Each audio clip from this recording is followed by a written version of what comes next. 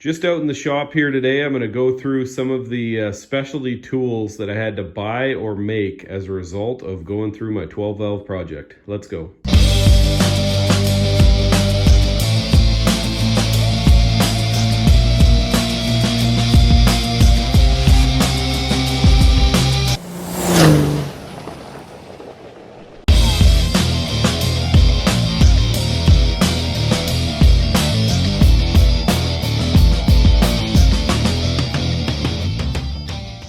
Okay, I'm just out in the shop today. If you guys saw that last video, you'll know that I finally got my quad fixed. And before I go out and ride it, I just got to get the shop a little bit organized.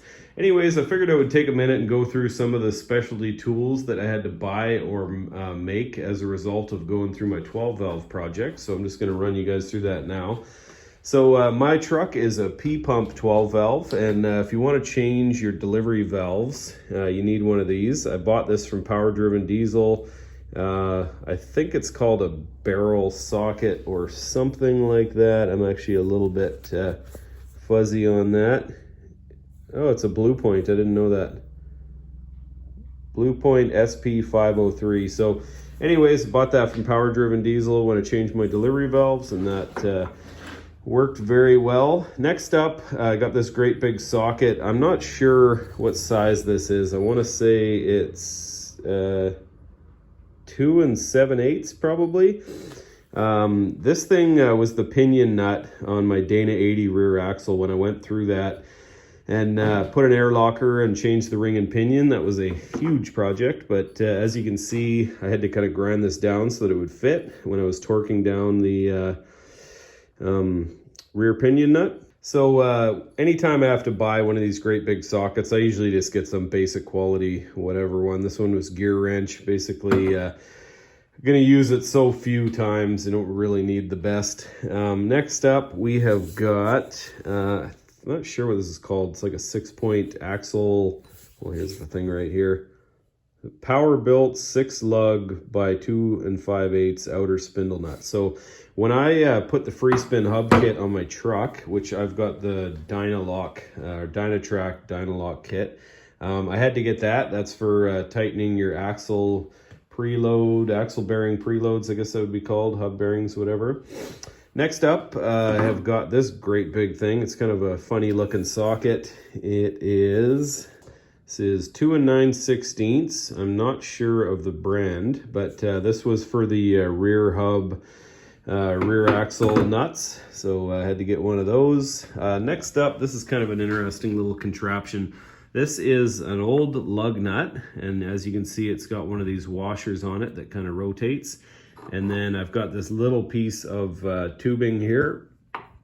I did not come up with this idea myself, but man, does it ever work good. This is for pulling out injectors on a 12 valve. Basically, you just disconnect the lines and then put this tube over top of the injector, and then you put this on, screw it down, and it just gently lifts the injector right out of the bore, which is very handy.